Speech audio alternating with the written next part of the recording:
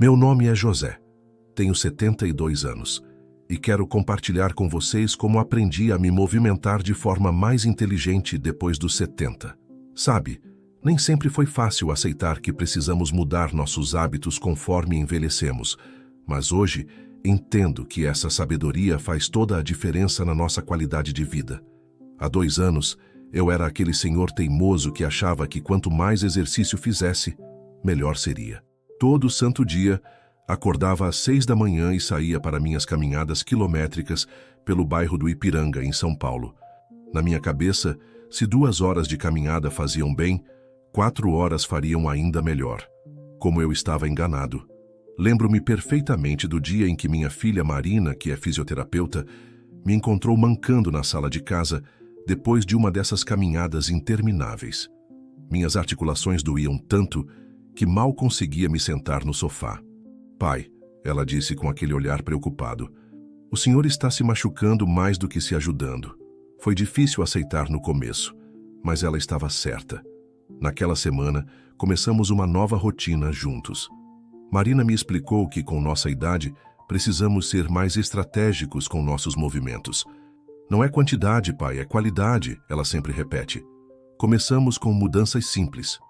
Em vez das minhas maratonas matinais, passei a fazer 2 caminhadas mais curtas. Uma de 20 minutos pela manhã e outra de 25 minutos no final da tarde, quando o sol já está mais fraco. Sabe que comecei a me sentir muito melhor? As dores nas articulações diminuíram consideravelmente e minha energia durava o dia todo, não só até o meio-dia como antes. Mas a grande descoberta veio quando Marina me apresentou ao seu Alberto, um instrutor de Tai Chi que dá aulas no centro comunitário perto de casa.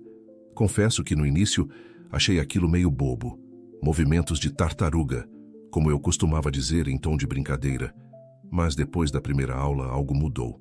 O Tai Chi me ensinou que movimento não precisa ser sinônimo de velocidade ou força bruta. Lembro-me do seu Alberto dizendo, José, imagine que seus braços estão movendo água em câmera lenta. Aqueles movimentos suaves começaram a despertar músculos que eu nem sabia que tinha.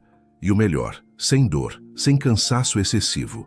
Nas terças e quintas, comecei a participar das aulas de yoga para a terceira idade com a dona Márcia.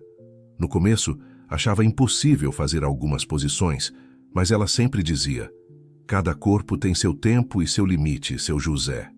Respeite o seu. Com o tempo, fui percebendo que conseguia me abaixar para amarrar os sapatos com mais facilidade, e aquela dor chata nas costas que me acompanhava há anos começou a dar trégua. Hoje, minha rotina é bem diferente daquela de 2 anos atrás. Acordo às 7, faço uns alongamentos básicos que aprendi na yoga ainda na cama. Isso ajuda o corpo a despertar devagar. Tomo meu café da manhã calmamente e saio para uma caminhada de 20 minutos pelo quarteirão. Cumprimento os vizinhos, observo as árvores, sinto o sol da manhã, tudo sem pressa. Nas terças e quintas tenho Tai Chi às 9. E é impressionante como aqueles movimentos melhoraram meu equilíbrio.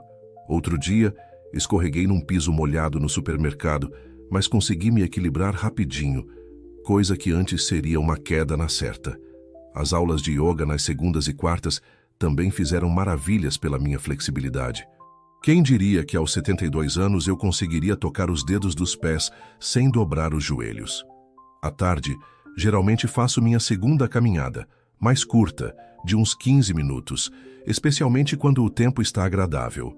Aprendi a ouvir meu corpo. Se estou mais cansado, reduzo o ritmo ou até pulo a caminhada da tarde. Não tem mais aquela cobrança de antigamente. O que mais me impressiona é como essas mudanças afetaram outros aspectos da minha vida. Durmo melhor, acordo mais disposto, e aquela ansiedade que eu sentia à noite diminuiu bastante. Até minha pressão arterial estabilizou. Na última consulta, Dr. Roberto, meu cardiologista há 15 anos, disse que eu estava melhor que muito cinquentão por aí. Outro dia estava brincando com meu neto Pedro, de 5 anos, e consegui me sentar no chão para montar quebra-cabeça com ele, coisa que há 2 anos seria impensável. A alegria no rostinho dele quando me viu sentado ali no tapete da sala não tem preço.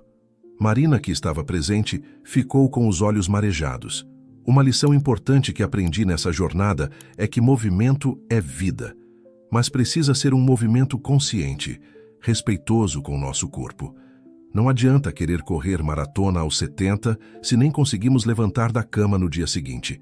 É melhor fazer menos e fazer bem feito, com regularidade e atenção. Hoje, quando encontro amigos da minha idade reclamando de dores e limitações, sempre compartilho minha experiência. Alguns já começaram a frequentar as aulas de Tai Chi comigo e ver a transformação deles também é gratificante. Como diz o seu Alberto, o corpo é como um jardim. Precisa de cuidados diários, mas sem exageros. Água demais também mata a planta. Para quem está começando agora, deixo algumas dicas que aprendi nessa jornada. 1. Comece devagar. Não queira compensar anos de sedentarismo em uma semana. 2. Escolha atividades que te deem prazer. Se não gostar de Tai Chi, tente yoga, ou hidroginástica, ou dança sênior. 3. Mantenha uma rotina, mas seja flexível. Alguns dias estaremos mais dispostos que outros. E tudo bem. 4. Procure companhia. Fazer exercícios em grupo não só é mais seguro, como mais divertido. 5. Celebre as pequenas vitórias. Conseguiu tocar os dedos dos pés hoje? Ótimo. Amanhã tente de novo. Nessa altura da vida, aprendi que não precisamos competir com ninguém, nem mesmo com o nosso eu do passado. O importante é manter-se ativo, mas com inteligência e respeito ao nosso corpo. Afinal, como diz minha filha Marina, pai, o senhor está ficando mais velho, mas não precisa ficar mais parado. Depois que comecei a me exercitar de forma mais inteligente, percebi que precisava dar atenção especial à minha alimentação. Sabe como é, né? A gente vai ficando mais velho e parece que o corpo começa a fazer mais manha com a comida. Foi numa consulta de rotina que tive uma grande surpresa que mudou minha forma de me alimentar. Seu José, o senhor está com deficiência de vitamina B12, disse a doutora Clara, mostrando meus exames com uma expressão preocupada. Confesso que fiquei assustado. Como assim? Eu sempre me orgulhei de comer bem. Tinha até uma horta no quintal. Mas foi aí que aprendi uma lição importante. Depois dos 70, nosso corpo tem mais dificuldade para absorver alguns nutrientes, mesmo quando comemos bem. A médica me explicou que a B12 é fundamental para o cérebro e para produzir aquelas células vermelhinhas do sangue. Lembra daquele cansaço que o senhor vem sentindo? Pode ser por causa disso, ela explicou. Foi quando começamos um trabalho em conjunto com uma nutricionista, a doutora Beatriz, que me ajudou a reorganizar toda a minha alimentação. Primeiro, aprendi sobre as famosas vitaminas do complexo B. A doutora Beatriz explicou de um jeito que até eu entendi. Seu José, pense nas vitaminas do complexo B como um time de futebol. Cada uma tem sua função, mas precisam trabalhar juntas. Ela até fez uma comparação engraçada. A B1 seria como o centroavante, transformando o alimento em energia para o time todo. A B6 seria o meio-campo, coordenando as jogadas do humor e da memória. E a B12 seria o goleiro, protegendo o time de problemas. Comecei a prestar mais atenção nos alimentos ricos nessas vitaminas. Passei a comer mais carne, não muita, mas com regularidade. Ovos também viraram presença constante no café da manhã. E os ovos não aumentam o colesterol? Perguntei preocupado. A doutora Beatriz sorriu. Seu José, esse é um mito antigo. Os ovos são verdadeiras cápsulas de nutrientes importantes para o senhor. Mas a maior mudança veio quando descobri a importância da vitamina D. Eu sempre fui daqueles que evitava o sol, sabe? Tinha medo de câncer de pele. Mas a doutora Beatriz me explicou que precisamos de um pouquinho de sol sim, especialmente de manhã cedo ou no final da tarde. É que nem planta, seu José. Sem sol a gente não floresce direito. Comecei a tomar sol por 15 minutos toda manhã, depois da minha caminhada. Aproveito para regar minhas plantas e, às vezes, bato um papo com a dona Zelinda, minha vizinha, que também descobriu os benefícios do sol matinal. Ela sempre brinca. Estamos aqui fazendo nossa fotossíntese, seu José. A questão do ômega 3 também foi uma revelação. A nutricionista me ensinou que esse nutriente é como um óleo lubrificante para o cérebro e as articulações. Passei a comer mais peixes, sardinha, atum, salmão. No começo foi um desafio, porque minha falecida esposa era quem costumava preparar os peixes em casa. Mas aí minha filha Marina me inscreveu num curso de culinária para a terceira idade no centro comunitário, e hoje faço um salmão grelhado que é uma delícia. Aprendi também sobre a importância das proteínas. Seu José, proteína é que nem material de construção. Sem ela a casa cai, explicava a doutora Beatriz. Além das carnes e peixes, passei a comer mais feijão, lentilha e grão de bico. Descobri que até o iogurte natural tem proteína. Agora faço questão de tomar um todo dia no café da tarde, junto com frutas e granola. Uma descoberta interessante foi sobre a creatina. Quando a doutora Beatriz mencionou, logo pensei, isso não é coisa de marombeiro. Mas ela explicou que é uma substância que nosso próprio corpo produz. Só que com a idade essa produção diminui.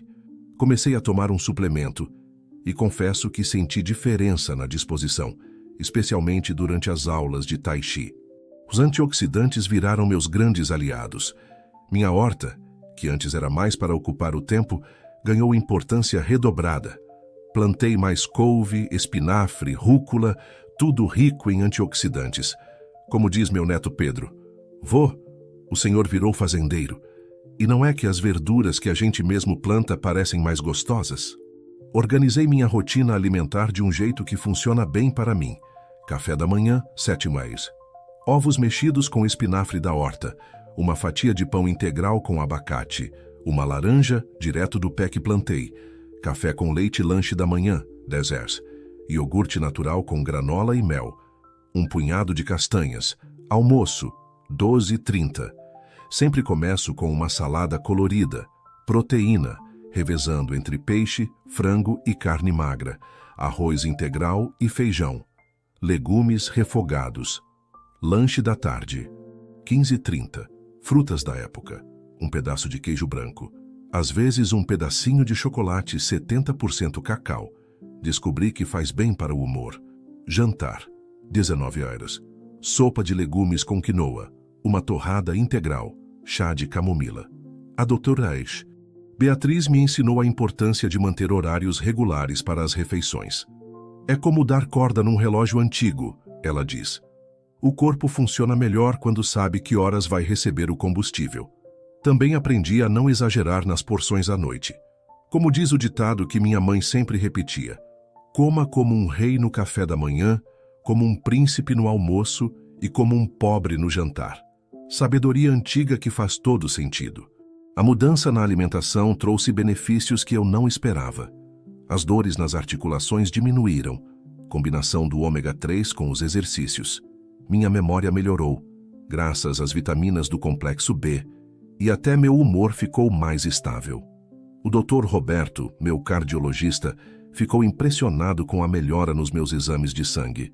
Um dia desses, recebi a visita surpresa dos meus 3 netos. Preparei um lanche saudável para eles, iogurte com frutas e granola, e fiquei emocionado quando a mais velha, Sofia, de 12 anos, disse: Vô, o senhor está mais disposto que meu pai. Ri muito, mas no fundo, ela tinha razão. Para quem está começando a prestar mais atenção na alimentação depois dos 70, deixo algumas dicas que aprendi nessa jornada. 1. Faça exames regulares para identificar deficiências nutricionais. 2. Não tenha medo de suplementos, mas só tome com orientação médica. 3. Mantenha horários regulares para as refeições. 4. Invista em alimentos coloridos e variados. 5. Tome sol com moderação, nem de mais nem de menos. 6. Beba bastante água ao longo do dia. 7. Não pule refeições, mesmo se não sentir muita fome. E o mais importante, nunca é tarde para mudar hábitos alimentares. Como diz a doutora Beatriz, a melhor idade para começar a se alimentar bem é agora.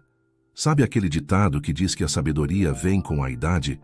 Pois é, mas ninguém me avisou que as insônias também viriam.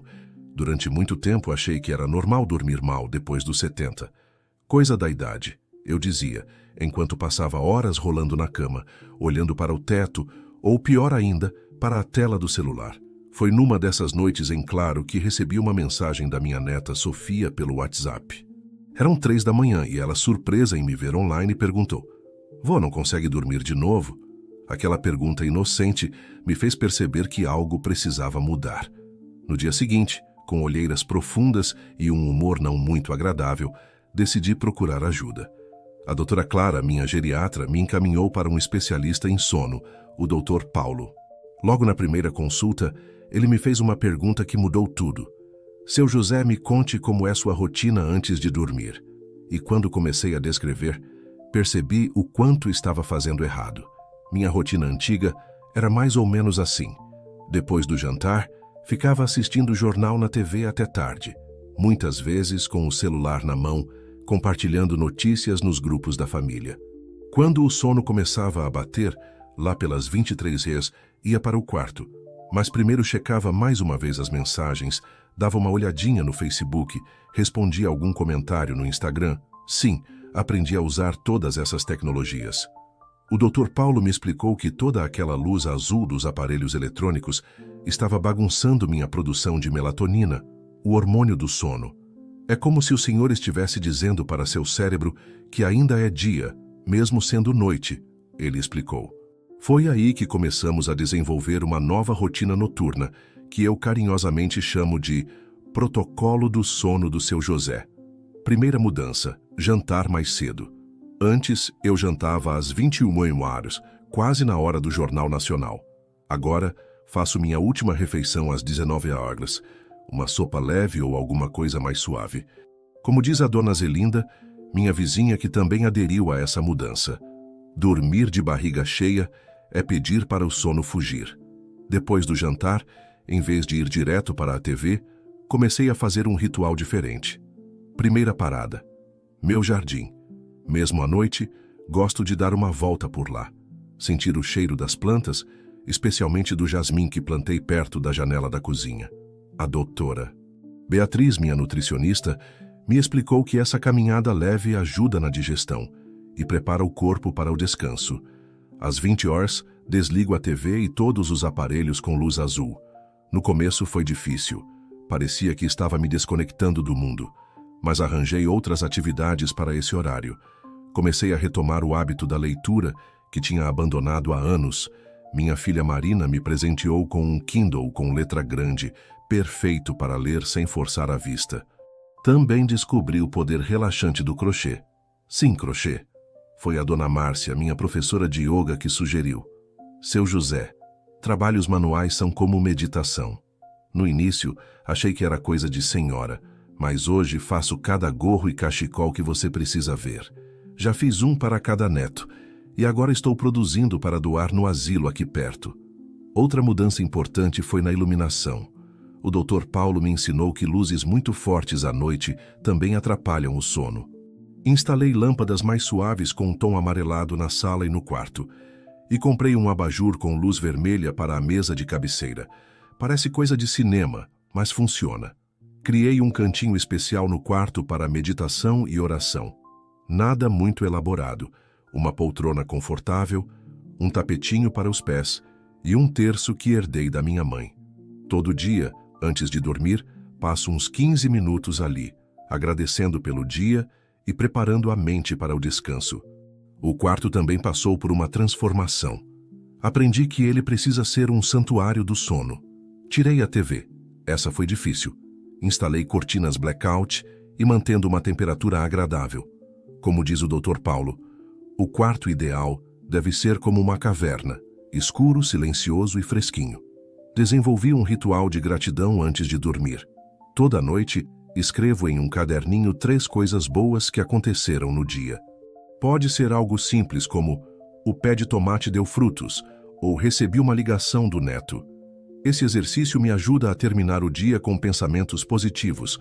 O resultado de todas essas mudanças, comecei a dormir como um anjo. Agora, deito às 21h30 e acordo naturalmente às 6h30, sem precisar de despertador.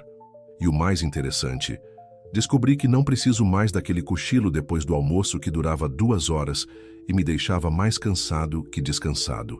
Claro que nem todas as noites são perfeitas. Às vezes, principalmente quando está muito calor ou quando acontece algo que me preocupa, o sono ainda demora um pouco. Mas aprendi técnicas para lidar com isso também. 1. Respiração. 4, 7, 8. Inspiro contando até 4. Seguro o ar por 7 segundos e solto lentamente contando até 8. Aprendi isso na yoga e funciona como uma chamada para o sono. 2. Visualização guiada. Imagino que estou caminhando pela praia, adoro o mar, sentindo a areia nos pés e ouvindo o barulho das ondas. Quase sempre durmo antes de chegar ao fim do passeio imaginário. 3. Chá relaxante. Tenho sempre uma garrafinha térmica com chá de camomila ou melissa na mesa de cabeceira. Se o sono teima em não vir, tomo um golinho. Um dia desses, recebi uma mensagem da Sofia às 22 horas. Ela ficou preocupada quando não respondi na hora. No dia seguinte, expliquei sobre minha nova rotina do sono. Sabe o que ela fez? Criou um grupo no WhatsApp só com os netos, chamado Bom Dia Vovô, onde eles deixam mensagens que leio com calma quando acordo. Para quem está tendo problemas com sono, deixo algumas dicas que aprendi nessa jornada. 1. Mantenha horários regulares para dormir e acordar, mesmo nos fins de semana. 2. Crie um ambiente propício ao sono, escuro, silencioso e fresco. 3. Evite aparelhos eletrônicos pelo menos 2 horas antes de dormir. 4. Desenvolva um ritual noturno relaxante. 5. Não fique na cama se não conseguir dormir. Levante e faça algo tranquilo até o sono voltar. 6. Evite bebidas estimulantes, café, chá preto, refrigerantes, depois das 14 às 7. Pratique atividade física regular, mas não muito perto da hora de dormir. Como diz o doutor Paulo, sono bom é igual à conta bancária. Precisa fazer depósitos regulares de bons hábitos para ter um saldo positivo de descanso. E sabe qual é a melhor parte? Agora que durmo bem, aproveito muito mais meus dias. Tenho mais disposição para as aulas de Tai Chi, mais paciência com os netos, mais clareza mental para cuidar da horta e fazer meu crochê. Como diz a Marina, pai, o senhor está dormindo mais e vivendo melhor. Depois de organizar minha alimentação e meu sono, percebi que precisava dar um passo além nos exercícios. Já tinha diminuído minhas caminhadas quilométricas, mas ainda sentia que podia fazer mais pelo meu corpo. Foi quando a Marina, minha filha fisioterapeuta, me apresentou ao conceito de exercícios de baixo impacto. Pai, ela me disse durante um café da manhã, o senhor já experimentou hidroginástica? Confesso que na hora torci o nariz. Na minha cabeça, hidroginástica era coisa de mulher. Mal sabia eu que estava prestes a descobrir um mundo novo de possibilidades. Comecei com aulas experimentais na academia do bairro. Logo no primeiro dia, encontrei o seu Carlos, meu antigo colega do banco onde trabalhei por 35 anos. Ele estava lá, todo animado na água, fazendo exercícios ao som de músicas antigas. José, você não sabe o que está perdendo, ele gritou da piscina. A primeira aula foi uma revelação. A professora Amanda, uma jovem muito paciente, explicou que a água oferece resistência natural aos movimentos, fortalecendo os músculos sem impacto nas articulações. É como fazer musculação, seu José, só que sem aquele peso todo nas costas. Depois de 2 semanas de hidroginástica, já sentia diferença na disposição. As dores nas costas, que eram uma companhia constante mesmo depois que parei com as caminhadas longas, começaram a diminuir. Mas a grande mudança veio quando comecei a combinar diferentes atividades. Às segundas, quartas e sextas, vou para a hidroginástica. É incrível como formamos uma turma animada. Tem o seu Carlos, a dona Margarida, que aos 80 anos é a mais disposta da turma, o casal Silva e mais uns 10 idosos. Viramos uma verdadeira família. Depois da aula, sempre tomamos um café juntos na padaria da esquina. Nas terças e quintas, mantenho minhas aulas de Tai Chi com o seu Alberto. Agora, com mais força e equilíbrio graças à hidroginástica, consigo fazer os movimentos com muito mais precisão. O seu Alberto sempre diz, José, você está fluindo como água. Mal sabe ele que a água realmente tem sido minha professora. Mas a grande descoberta foi mesmo o yoga. A dona Márcia, nossa professora, tem um jeito especial de ensinar. Ela entende as limitações de cada um e sempre oferece alternativas para as posições mais difíceis. Seu José, não precisa tocar o chão com as mãos. Vamos usar esses blocinhos de apoio. Um dia, durante a aula de yoga, tive uma experiência incrível. Estávamos fazendo uma postura chamada árvore, onde você fica em pé numa perna só, e pela primeira vez consegui manter o equilíbrio por mais de 1 minuto. A dona Márcia explicou que isso era resultado da combinação das atividades.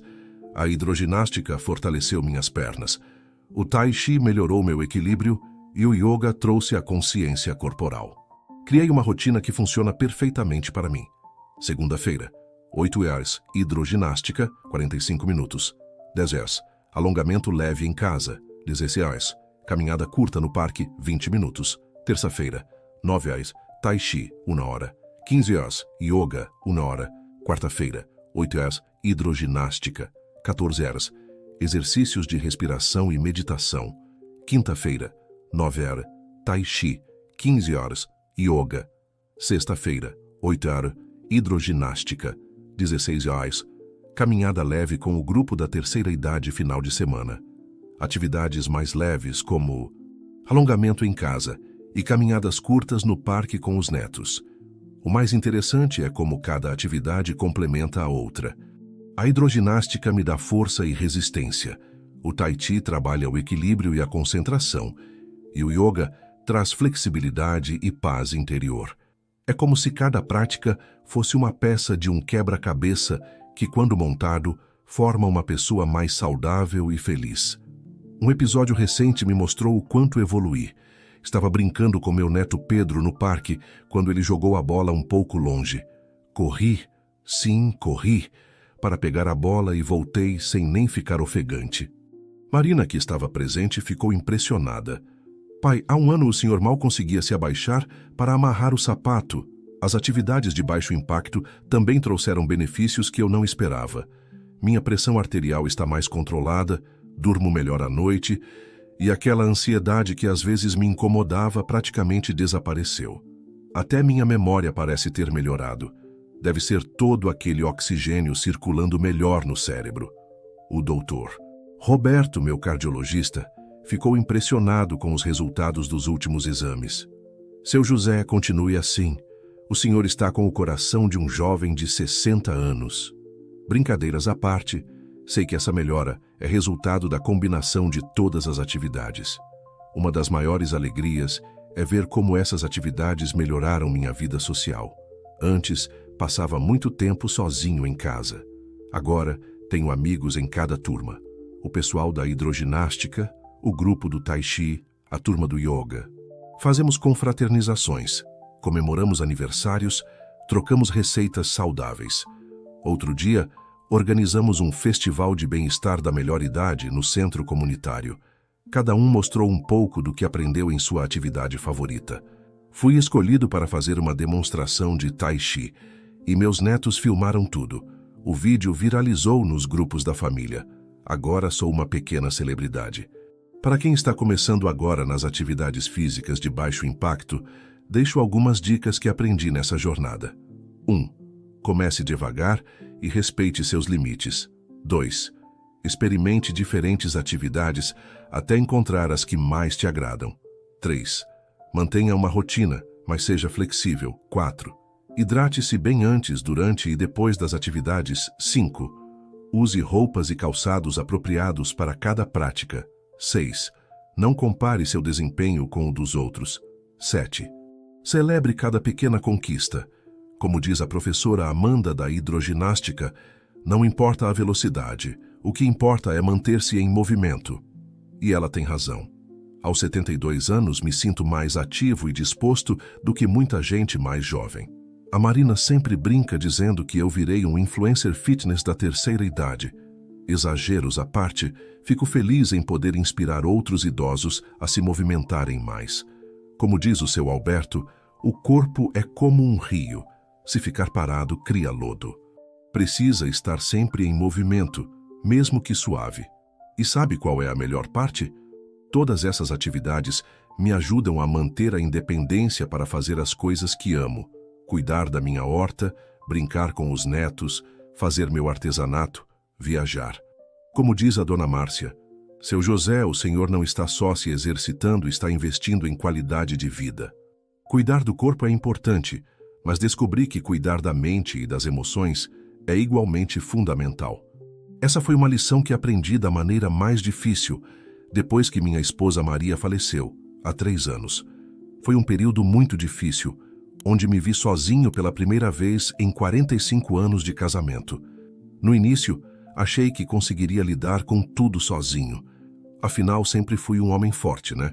Homem não chora, como dizia meu pai. Mas a verdade é que a solidão começou a pesar, e muito.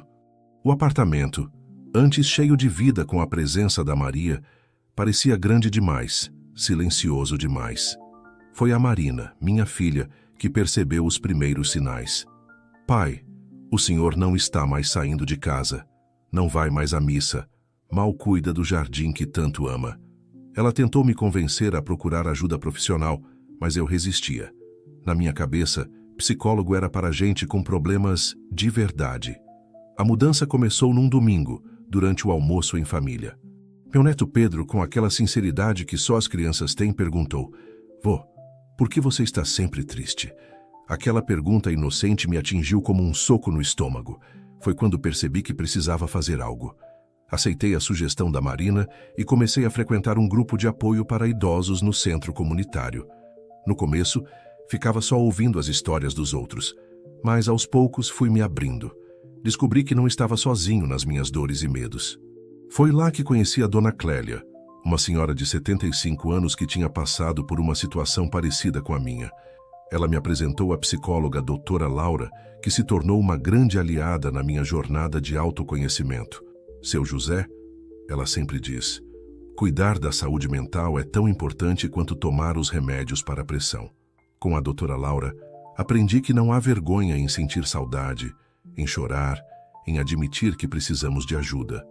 Ela me ensinou técnicas de mindfulness, palavra complicada que significa, basicamente, prestar atenção ao momento presente. Uma das primeiras atividades que ela sugeriu foi retomar o cuidado com o meu jardim. As plantas, ela explicou, têm um poder terapêutico incrível. E tinha razão. Cuidar das minhas roseiras, ver as plantas crescerem, sentir o cheiro da terra molhada, tudo isso começou a trazer de volta uma sensação de propósito. Também comecei a frequentar um grupo de jardinagem no parque do bairro. Todo sábado de manhã, nos reunimos para trocar mudas, dicas de cultivo e, principalmente, histórias de vida. Foi lá que conheci o seu Antônio, que se tornou um grande amigo. Ele me ensinou tudo sobre orquídeas e eu o ensinei sobre tomates. Agora temos uma pequena horta comunitária que é o orgulho do bairro. A doutora Laura também me incentivou a explorar novos hobbies. Seu José, precisamos manter a mente ativa. Foi assim que descobri a pintura. Nunca tinha pegado num pincel na vida, mas comecei a frequentar as aulas de aquarela da Dona Beatriz, uma artista aposentada que dá aulas em sua casa. Minhas primeiras tentativas eram um verdadeiro desastre. Mais pareciam desenhos do Pedro. Mas com o tempo, fui melhorando. Hoje, tenho um cantinho especial no apartamento que chamo de Ateliê do Vovô. As paredes estão cheias de aquarelas, principalmente de flores do meu jardim e paisagens que me lembram as viagens que fiz com Maria. A música também entrou na minha vida de forma inesperada. Tudo começou quando a Sofia, minha neta mais velha, me deu de presente um violão antigo que encontrou num bazar. Vô, nunca é tarde para aprender algo novo, ela disse, e estava certa. Comecei a ter aulas com o professor Miguel, um jovem muito paciente que dá aulas para a terceira idade. Agora, toda quinta-feira à tarde, temos um pequeno sarau musical na garagem do seu Antônio. Ele toca gaita, eu arrisco algumas notas no violão e a dona Zelinda tem uma voz que é uma beleza. Os vizinhos até colocam cadeiras na calçada para assistir. Uma das maiores descobertas foi o poder da gratidão. A doutora Laura me sugeriu manter um diário de gratidão. Todo dia, antes de dormir, escrevo 3 coisas boas que aconteceram. No início achei bobagem, mas hoje esse ritual se tornou um dos momentos mais importantes do meu dia. Também aprendi a importância de manter uma rotina social ativa. Além dos grupos de jardinagem e música, participo de um clube de leitura na biblioteca do bairro. Uma vez por mês, nos reunimos para discutir um livro. É impressionante como cada pessoa tem uma interpretação diferente da mesma história. A tecnologia, que antes eu resistia tanto em usar, se tornou uma aliada importante. Aprendi a usar o WhatsApp e o Zoom para manter contato com amigos e familiares distantes. Todo domingo à noite, faço uma videochamada com meu irmão que mora em Portugal. A Sofia me ensinou a usar filtros engraçados. Fazer o vovô aparecer com orelhas de coelho sempre arranca risadas dos netos. Uma das atividades que mais me ajudou foi o voluntariado. Comecei a dar aulas de jardinagem num asilo próximo de casa. Laura: ajudar os outros é uma forma poderosa de ajudar a si mesmo. Para manter a mente ativa, criei uma rotina que funciona bem para mim. Segunda-feira, manhã, jardinagem no meu quintal. Tarde, aula de violão. Noite, leitura e diário de gratidão. Terça-feira, manhã, grupo de apoio. Tarde, pintura em aquarela. Noite, chamada com a família. Quarta-feira, manhã, voluntariado no asilo. Tarde, clube de leitura. Noite, meditação guiada. Quinta-feira, manhã, cuidado com as orquídeas. Tarde, sarau musical. Noite, sessão com a doutora. Ver o sorriso dos idosos quando conseguem fazer brotar sua primeira sementinha não tem preço. Como diz a doutora Laura, sexta-feira. Manhã, horta comunitária. Tarde, atividades com os netos. Noite, jogos de cartas com os amigos final de semana. Atividades variadas com família e amigos. Missa aos domingos. Almoço em família. Para quem está começando a cuidar da saúde mental na terceira idade, deixo algumas dicas que aprendi nessa jornada. 1. Não tenha vergonha de pedir ajuda profissional. 2. Mantenha-se socialmente ativo. 3. Desenvolva novos hobbies e interesses. 4. Pratique a gratidão diariamente. 5. Conecte-se com a natureza. 6. Mantenha uma rotina, mas seja flexível. 7. Permita-se sentir e expressar emoções. Como diz a doutora Laura, a saúde mental é como um jardim. Precisa de cuidado diário, atenção e muito amor. E ela tem razão. Hoje, aos 72 anos, me sinto emocionalmente mais equilibrado do que nunca. Claro que ainda tenho meus dias difíceis, momentos de saudade e tristeza. Mas aprendi que isso faz parte da vida e que não preciso carregar esses sentimentos sozinho. Como diz o seu Antônio, a gente não precisa ser forte o tempo todo. Às vezes, basta ser verdadeiro. Ver como minha família percebe essa mudança é muito gratificante. Outro dia, a Marina comentou: pai, o senhor está com um brilho diferente nos olhos. E tem razão. Aprendi que cuidar da mente é tão importante quanto cuidar do corpo, e que nunca é tarde para recomeçar. Com toda essa mudança na minha vida, os exercícios, a alimentação, o sono regulado e o equilíbrio emocional, ainda faltava uma peça importante do quebra-cabeça: fortalecer minha imunidade naturalmente. Foi a dona Zelinda, minha vizinha que também é naturóloga aposentada, quem me apresentou ao mundo das receitas naturais para fortalecer o sistema imunológico. Tudo começou numa manhã de inverno, quando ela me viu espirrando enquanto regava minhas plantas. Seu José, vem aqui que vou te ensinar um remédio caseiro que minha avó me ensinou. Foi minha primeira introdução ao que ela carinhosamente chama de farmácia viva. No início, confesso que fiquei um pouco cético. Afinal, sempre fui daqueles que corria para a farmácia ao primeiro espirro. Mas a dona Zelinda tinha um conhecimento impressionante sobre ervas e plantas medicinais, passado de geração em geração em sua família. Seu José, ela explicava enquanto colhia gengibre da sua horta, nossos avós não tinham farmácia na esquina, mas sabiam como usar o que a natureza oferece. E foi assim que comecei minha jornada pelo mundo dos remédios naturais. A primeira receita que aprendi foi o famoso chá imunizante da dona Zelinda. Ingredientes: 1 pedaço de gengibre fresco, 3 recímeres, 1 limão Tahiti, 1 colher de mel puro, 1 pedacinho de própolis, 1 pau de canela, 3 cravos da Índia. Modo de preparo: 1. Ralo o gengibre. 2. Espremo o limão. 3. Fervo água com canela e cravo. 4. Misturo tudo e adocinho com mel. 5.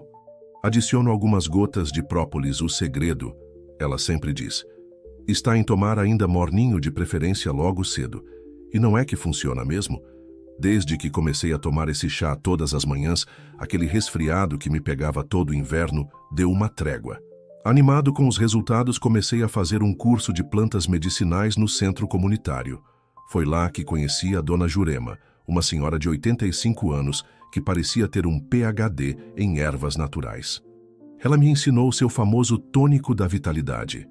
Ingredientes: gengibre fresco, cúrcuma, açafrão da terra, limão siciliano, mel puro, um pouquinho de pimenta do reino.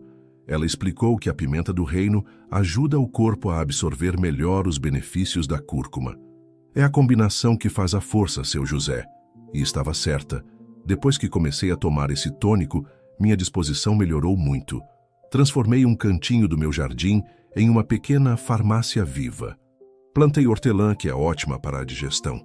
Capim-limão, que ajuda a relaxar. Gengibre, o coringa da imunidade e várias outras ervas medicinais. A Marina brinca que meu jardim virou uma farmácia a céu aberto.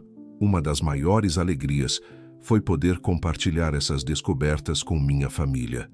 Quando meu neto Pedro pegou um resfriado, preparei o xarope de guaco com mel que aprendi com a dona Jurema. A Marina ficou impressionada com como ele melhorou rapidinho. Criei uma rotina de preparações naturais que funcionam muito bem para mim. Pela manhã, chá imunizante da dona Zelinda, uma colher de própolis com mel. Antes do almoço, suco verde com couve, maçã e gengibre. À tarde, chá de capim-limão com melissa, uma colher de geleia de própolis antes de dormir. Chá de camomila com lavanda. Mel puro, uma colherinha. Também aprendi a fazer preparações mais elaboradas para ter sempre em casa. 1. Xarope de própolis e mel. Ingredientes: 1 frasco de própolis, 250 gramas de mel puro, gengibre ralado. Modo de fazer: misture tudo e guarde em pote de vidro escuro. 2. Tintura de equinacea. Aprendi a fazer com a dona Jurema, ótima para fortalecer a imunidade no inverno. 3. Pomada de calêndula. Para pequenos machucados e irritações na pele, o mais interessante foi perceber como essas preparações naturais se integram perfeitamente com tudo que aprendi sobre saúde nos últimos anos.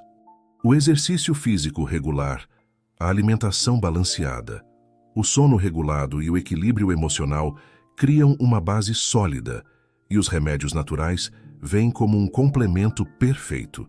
Claro que não abandonei meus medicamentos convencionais. Continuo tomando meus remédios para a pressão e fazendo todos os acompanhamentos médicos. Como diz a doutora Clara, minha geriatra, seu José, o natural e o convencional podem e devem andar juntos. Organizei um caderninho com todas as receitas que aprendi. A Sofia, minha neta, me ajudou a digitalizar tudo, e até criamos um blog chamado Receitas do Vovô José. Quem diria que aos 72 anos eu me tornaria um influencer de receitas naturais. Todo mês, fazemos um encontro no centro comunitário para trocar receitas e conhecimentos.